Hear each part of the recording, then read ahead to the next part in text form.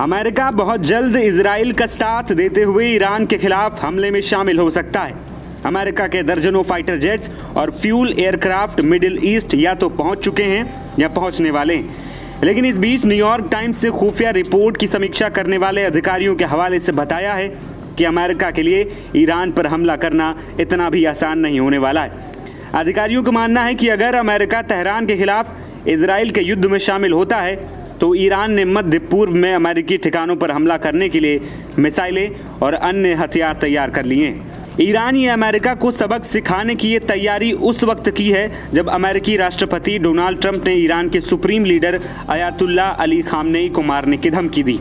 Donald Trump ने Iran को बर्बाद होने से बचने के लिए पूरी तरह से आत्मसमर्पण करने को कहा है, लेकिन ईरान की तैयारियों को देखते हुए लगता ही नहीं कि इस्लामिक देश हार मानने वाला है। डोनाल्ड ट्रंप ने सड़क छाप भाषा का इस्तेमाल करते हुए किसी सुपारी किलर की तरह कहा है कि हमें ठीक से पता है कि तथाकथित सुप्रीम लीडर कहां छिपा है।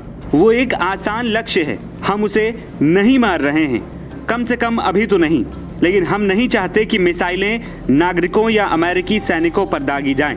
हमारा धैर्य खत्म हो रहा है। इस मामले पर आपका ध्यान देने के लिए धन्यवाद।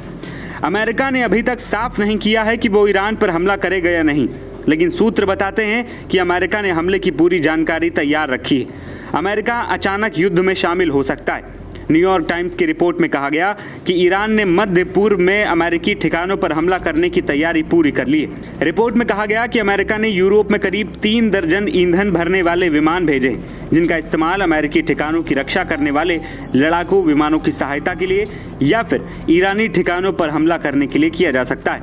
अमेरिका ने एक अधिकारी ने न्यूयॉर्क टाइम्स को बताया कि अगर अमेरिका इजराइल के साथ मिलकर ईरानी परमाणु केंद्र फोर्डो पर हमला करता है तो हूती मिलिशिया फौरन लाल सागर में जहाजों पर हमला करना शुरू कर देगा। रिपोर्ट के मुताबिक अमेरिका ने अपने सभी सैन्य ठिकानों पर तैनात सैनिकों को हाई अलर्ट पर रखा है। इनमें संयुक्त अरब अमीरात, जॉर्डन और सऊदी अरब के सैनिक शामिल हैं।